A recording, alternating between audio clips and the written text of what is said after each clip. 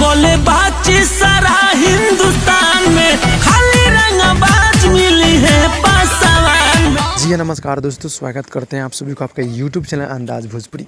जी बता दें कि भोजपुरी का एक तूफान आज का एक बहुत ही हाई लेवल गाना आप सबके बीच आ रहा है। जी हाँ दोस्तों, गाना पूरी तरह से हाई लेवल बहुत ही बवाल का है। जी हाँ दोस्तों, रंगबाज पासवान गाने का बोला है, जो कि तूफान राज और अनु राजी सॉन्ग को मिलकर पूरा किए हैं और गाने को रिलीज़ किया जा रहा है, यानी कि परसों। जी हाँ दोस्तों, इनके 7 तारीख को आप सबके बीच रिलीज़ किया जाएगा, यानी कि बहुत ही गजब बहुत ही हाई लेवल का, जिसका ऑफिशियल टीजर भी आउट कर दिया गया, जो कि आप लोग देखे हैं।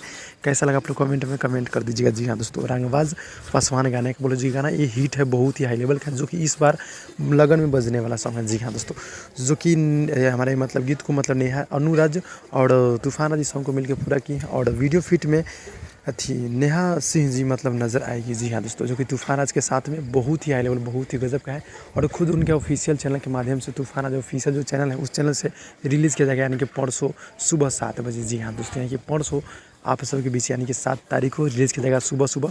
आप सभी इस गाने को देखिएगा, ढेर सारा प्यार आशीर्वाद दीजिएगा। जी हाँ दोस्तों, सोनू संगम जी गीत को लिखे और म्यूजिक है बड़े भैया से वही जेपी तिवारी जी का, तो बहुत ही गजब की म्यूजिक होता है। तो ये गाना आप लोग सुनिएगा और इस वीडियो को आप लोग शेयर कर दीजिए, ताकि मतलब व्यू जाए और आप लोगों को पता चल जाए। जी हाँ दोस्तों, तो भाई लोग छोटा सा अपडेट था, मिलता है अगले वीडियो में, तब तक के लिए धन्यवाद।